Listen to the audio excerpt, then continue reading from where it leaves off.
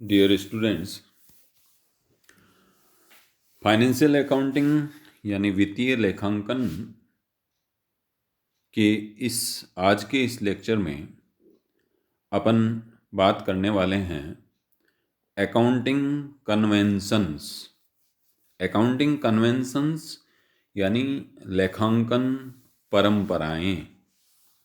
लेखांकन परंपराएं कहें अथवा लेखांकन की प्रथाएं। परंपरा अपन जानते हैं, सामान्यतया यदि लेखांकन में बात नहीं करें तो सामान्यतया परंपरा का मतलब ये होता है कि हमसे पहले जो कार्य लोग जिस तरीके से करते थे हम भी उसको उसी तरीके से कर रहे होते हैं और आगे भी लोग उसी तरीके से करते रहते हैं, तो ये एक परंपरा बन जाती है। और परंपरा यदि उपयोगी होती है तो फिर वो नियम या सिद्धांत का रूप ले लेती है। तो इसी तरीके से लेखांकन में कुछ परंपराएं हैं जो लेखांकन सिद्धांत का ही एक तरह से हिस्सा है। इन लेखांकन परंपराओं के अलावा आज एक महत्वपूर्ण बात इस लेक्चर में अपन करने वाले हैं और वो है लेखांकन समीकरण और लेखांकन नियम, जिनके आधार पर लेखांकन किया जाता है, अकाउंटिंग इक्वेशन और अकाउंटिंग के रूल। तो आइए बात करते हैं। सबसे पहले लेखांकन परंपराएं कौन कौन सी है। लेखांकन परंपराओं की जब बात आती है तो लेखांकन सिद्धांत अपन ने पहले लेक्चर में सीखा था कि लेखांकन के जो सिद्धांत हैं उनके दो वर्ग हैं, एक अवधारणाएं और दूसरी परंपराएं। तो लेखांकन के सिद्धांत दो वर्गों में विभाजित किए गए थे, अवधारणाएं और परंपराएं। उनमें से परंपराओं की आज अपन चर्चा कर रहे हैं। परंपरा या प्रथा का अर्थ होता है ऐसे नियम जो अधिकाधिक प्रचलन में आते हैं, होते हैं, एवं जिनके पालन न करने पर कोई अशुद्धि नहीं मानी जाती। ये खास बात है कि अवधारणा एक तरह से पक्का सिद्धांत है और अवधारणा का पालन नहीं होता है तो लेखांकन में अशुद्धि मानी जाती है। लेकिन परंपराओं की पालना यदि नहीं की जाती है तब भी अशुद्धि यानी गलती नहीं मानी जाती है, परंतु लेखांकन परंपराओं के पालन से लेखों की उपयोगिता बढ़ जाती है। इसलिए यह अपेक्षा की जाती है कि प्रत्येक लेखापाल लेखांकन करते समय लेखांकन परंपराओं का पालन करें। कौन कौन सी परंपराएं हैं? इन परंपराओं में मुख्य परंपराएं, सबसे पहली परंपरा जो है वो है अनुदारवादिता अथवा रूढ़िवादिता की परंपरा, कन्वेंशन ऑफ कंजर्वेशन। ये कंजर्वेशन की जो कन्वेंशन है बहुत महत्वपूर्ण है। अनुदार, जैसा कि नाम है इसका, शब्द है अनुदार यानी उदार, उदार नहीं। उदार का मतलब होता है उदार, कि कोई व्यक्ति उदार है, अर्थात कहीं भी कुछ भी देने में संकोच नहीं करता है, वो उदार व्यक्ति कहलाता है। तो अनुदार अर्थात जो उदार नहीं है, जो देता नहीं है, तो ये अनुदार है। अनुदार अर्थात हानि के मामले में उदार नहीं है, यानी हानि को सहन नहीं करना है, इसलिए हानि के लिए पहले से ही आयोजन करके रख लेना है ताकि जब हानि हो तो इसकी पूर्ति की जा सके। तो अनुदार शब्द की सहायता से अपन याद रखें कि अनुदारवादिता की परंपरा के अनुसार समस्त संभावित हानियों का आयोजन पहले ही कर लिया जाता है। आयोजन मतलब पहले ही, और समस्त संभावित, भविष्य में कोई हानि होने वाली है, हानि कितने रुपए की होगी ये पता नहीं है, हानि होगी या नहीं होगी ये भी पता नहीं है, लेकिन संभावना है कि हानि हो सकती है, तो ऐसी हानि के लिए पहले से ही आयोजन कर लिया जाता है। ये अनुदारवादिता की परंपरा है। परंतु इस परंपरा की खास बात है, परंतु संभावित लाभों को ध्यान में नहीं रखा जाता है। यानी अनुदारवादिता की परंपरा के अनुसार केवल भावी संभावित हानियों का आयोजन कर लिया जाए और लाभों का ध्यान नहीं रखा जाए। इसी परंपरा के पालन करने से, इस परंपरा के पालन करने से लाभ और संपत्तियों में तो कमी होती है, और इसके यदि इस पालन परंपरा का दुरुपयोग किया जाए तो इसके दुरुपयोग से गुप्त संचय का निर्माण होता है, और यह गुप्त संचय अवैधानिक होता है। अब ऐसे व्यावसायिक क्षेत्र में, लेखांकन के क्षेत्र में ऐसे कौन कौन से एरिया है जहां पर अनुदारवादिता की परंपरा की पालना की जाती है? ऐसे कई सारे एरिया हैं, जैसे स्टॉक का मूल्यांकन व्यवसाय में सामान्यतया लागत मूल्य अथवा बाजार मूल्य में से कम वाले मूल्य पर किया जाता है। कम वाले मूल्य पर इसलिए कि हो सकता है कि भविष्य में मूल्य कम हो जाए, हानि हो जाए, तो उसका आयोजन हो जाता है। इसी तरीके से डूबत ऋणों के लिए आयोजन, भविष्य में जो संभावित डूबत ऋण है उनके लिए आयोजन बनाया जाता है। ये भी अनुदारवादिता की ही परंपरा है। तो ये अनुदारवादिता की परंपरा। इसके बाद दूसरी जो महत्वपूर्ण परंपरा है उसका नाम है पूर्ण प्रकटीकरण की परंपरा। पूर्ण प्रकटीकरण की परंपरा यानी फुल डिस्क्लोजर कन्वेंशन। अंतिम खाते बनाते समय जिन नियमों और सिद्धांतों को अपनाया गया है, उन नियमों और सिद्धांतों को स्पष्ट रूप से अंतिम खातों के साथ अनुसूचियों में बताना चाहिए। इसी परंपरा के कारण वर्तमान में अधिकांश कंपनियां तुलनात्मक आंकड़े, कंपैरेटिव डाटा देती हैं कि बैलेंस शीट बनाया तो बैलेंस शीट में अमाउंट के 2 कॉलम, एक पिछले साल की अमाउंट का कॉलम, एक इस साल की अमाउंट का कॉलम, जिससे ये पता चले कि फर्नीचर पिछले साल कितना था, इस साल कितना है, स्टॉक पिछले साल कितना था, इस साल कितना है। इस तरीके से ये तुलनात्मक आंकड़े दिए जाते हैं। किस परंपरा के अनुसार? पूर्ण प्रकटीकरण परंपरा के अनुसार। Accounting standard first, AS first, यानी लेखा मानक पहला जो है उसका नाम है लेखांकन नीतियों का प्रकटीकरण। और ये लेखांकन नीतियों का प्रकटीकरण नाम से जो पहला अकाउंटिंग स्टैंडर्ड है उसमें भी पूर्ण प्रकटीकरण की ही परंपरा के आधार पर वो बनाया गया है। और इस लेखा मानक के अनुसार लेखों में सभी सूचनाओं को पूर्ण रूप से प्रकट करना चाहिए, स्पष्ट रूप से प्रकट करना चाहिए।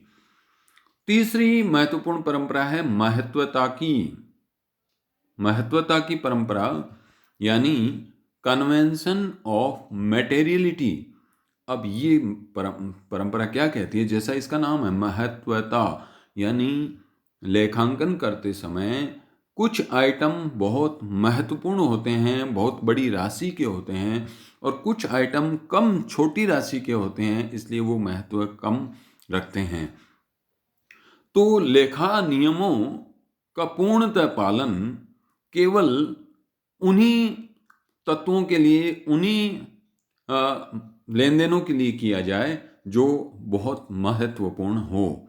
जैसे कि इस परंपरा के अनुसार लेखों में उन्हीं तथ्यों एवं घटनाओं को प्रदर्शित करना चाहिए जो तुलनात्मक दृष्टि से अधिक महत्व की हैं। जैसे किसी बड़े व्यवसाय में वर्ष के अंत में बचे हुए कार्बन कितने हैं, बचे हुए पेन कितने हैं, बची हुई पेंसिलें कितनी हैं आदि की भौतिक गणना स्टॉक के रूप में करना महत्वपूर्ण नहीं है। यानी वर्ष के अंत में एक एक कागज को गिना जाए और फिर गिन करके ये लिखा जाए कि हमारे पास 135 कागज शेष बचे हुए हैं, क्योंकि वो स्टॉक है। तो इस तरीके से स्टॉक की भौतिक गणना होनी चाहिए, ये नियम है लेखांकन का। लेकिन कागज जो है वो बहुत महत्वपूर्ण नहीं है, क्योंकि बहुत छोटी राशि के हैं, इसलिए उनको गिनने में ज़्यादा समय नहीं लगाना चाहिए। इसी महत्वता की परंपरा के अनुसार छोटी छोटी संपत्तियां, जैसे स्टेपलर है, पंचिंग मशीन है, छोटी छोटी संपत्तियों को उसी वर्ष का खर्च मानते हुए प्रॉफिट एंड लॉस अकाउंट में ट्रांसफर कर दिया जाता है, संपत्ति के रूप में चिट्ठे में नहीं लिखा जाता है। ये महत्वता की परंपरा हमें बताती है। तो कोई यदि पूछ ले कि कौन सी ऐसी परंपरा या कौन सा ऐसा लेखांकन का सिद्धांत है जिसके कारण से जो पेन हैं उन पेन को बैलेंस शीट में संपत्ति के रूप में नहीं दिखाते हैं। तो इसका सीधा सीधा जवाब क्या होगा? महत्वता की परंपरा के अनुसार पेन चूंकि अधिक मूल्य के नहीं हैं, इसलिए उन्हें बैलेंस शीट में संपत्ति के रूप में नहीं दिखाया जाता, बल्कि उन्हें खर्चे के रूप में प्रॉफिट एंड लॉस अकाउंट में दिखाया जाता है। अगली जो परंपरा है वो है संगति या एक रूपता की परंपरा। संगति या एक रूपता की परंपरा, कन्वेंशन ऑफ कंसिस्टेंसी, जैसा कि इसका नाम है, संगति कहें या एक रूपता, एक रूपता शब्द आसान है। एक रूपता कि पिछले वर्ष खातों को बनाते समय जिन नियमों की पालना की गई थी, जिन सिद्धांतों की पालना की गई थी, वो के वो सिद्धांत और वो के वो नियम अगले वर्ष के खाते बनाते समय भी पालन किए जाएं। जैसे स्टॉक के मूल्यांकन की पद्धति। स्टॉक के मूल्यांकन की पद्धति हो सकती है कि बाजार मूल्य पर स्टॉक का मूल्य करें, लागत मूल्य के आधार पर स्टॉक का मूल्य निर्धारण करें, अथवा लागत मूल्य और बाजार मूल्य दोनों में से कम वाले मूल्य पर निर्धारित करें, अथवा दोनों में से अधिक वाले मूल्य पर निर्धारित करें। इस तरीके से कई सारे नियम हो सकते हैं। तो स्टॉक मूल्यांकन की जो पद्धति पिछले साल अपनाई गई थी, वही पद्धति इस साल भी अपनाई जानी चाहिए। ये संगति या एकरूपता की परंपरा है। इसी तरीके से हास की विधि, डेप्रिसिएशन की जो मेथड है, संचय या आयोजन बनाने की जो विधि है आदि में प्रतिवर्ष समानता, स्थिरता और एक रूपता होनी चाहिए। ये संगति या एक रूपता की परंपरा है। यदि पद्धति में परिवर्तन किया जाए तो उसका प्रभाव भी स्पष्टतया बतलाना चाहिए लेखों में। और भारतीय कंपनी अधिनियम 2013 के अनुसार यह आवश्यक है। क्या आवश्यक है? यह संगति की परंपरा या एकरूपता की परंपरा का पालन करना जरूरी है। अगली और अंतिम परंपरा है कानून के पालन की परंपरा, convention of observance of law. तो किसी भी व्यवसाय को खाते बनाते समय, लेखांकन करते समय जो उस बिजनेस पर लागू हो रहा है, उस कानून की पालना पूर्णतया करनी चाहिए। अगर वो कानून की पालना नहीं करता है तो उस पर दंड भी लग सकता है। उस व्यवसाय के लेखाकार को जेल की सजा भी हो सकती है यदि इस तरीके की कोई गड़बड़ी होती है।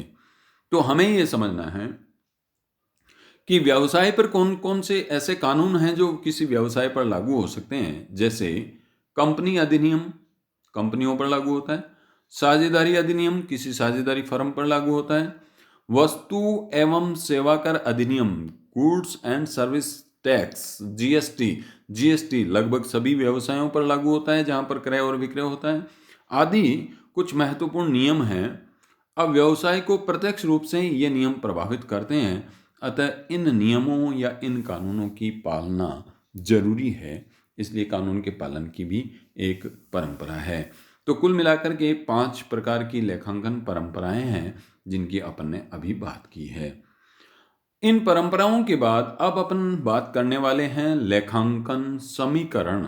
ये थोड़ा ध्यान से समझिए, डिटेल में समझिए।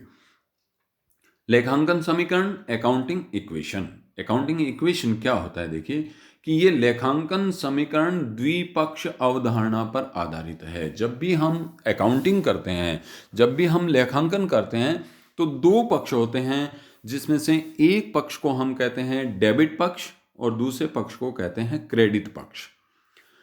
तो कोई भी व्यवहार या कोई भी लेन देन जब होता है तो 2 पक्षों पर समान राशि से प्रभाव पड़ता है। ये द्विपक्ष की अवधारणा है और इसी अवधारणा के आधार पर बनता है लेखांकन समीकरण। तो लेखांकन समीकरण क्या है? देखिए, ये लेखांकन समीकरण है। ये लेखांकन समीकरण क्या? एसेट्स बराबर लायबिलिटीज प्लस कैपिटल। कैपिटल को इक्विटी भी कहते हैं। कैपिटल यानी पूंजी, इक्विटी यानी समता, लेकिन दोनों का मीनिंग एक ही है। संपत्तियां हमेशा किसके बराबर होती हैं? दायित्व और पूंजी के बराबर होती हैं। क्यों होती है, ये समीकरण कैसे बना, बीच में ये बराबर का निशान है, देखिए बराबर, बराबर का मतलब बराबर होती है, कौन किसके बराबर होता है, संपत्तियां बराबर होती है, किसके बराबर, दायित्व और पूंजी के बराबर। दायित्व और पूंजी को जोड़ दिया जाए और संपत्तियों को जोड़ दिया जाए तो दोनों का योग बराबर बराबर होता है। यही एक प्रकार से बैलेंस शीट भी है, बैलेंस शीट में भी यही लिखते हैं। अब जो इम्पोर्टेंट बात है वो आपको ये समझनी है कि जितनी भी संपत्तियां होती हैं उन सब के डेबिट बैलेंस होते हैं, और जितने भी लायबिलिटीज होती हैं, दायित्व होते हैं, जितनी भी कैपिटल होती हैं उनका क्रेडिट बैलेंस होता है। तो debit balance equal to credit balance, ये भी लेखांकन समीकरण हो गया, यही द्विपक्ष की अवधारणा है। अब कोई भी व्यवहार होगा, कोई भी लेन देन होगा, तो संपत्तियां यदि बढ़ेगी तो दायित्व कम होंगे, और संपत्तियां यदि कम होंगी तो दायित्व बढ़ेंगे। इस तरीके से डेबिट क्रेडिट हमेशा बराबर बराबर बराबर चलता रहेगा। अब लेखांकन समीकरण के आधार पर लेखांकन के नियम जो है बहुत आसान से हैं, आपको याद रखने हैं।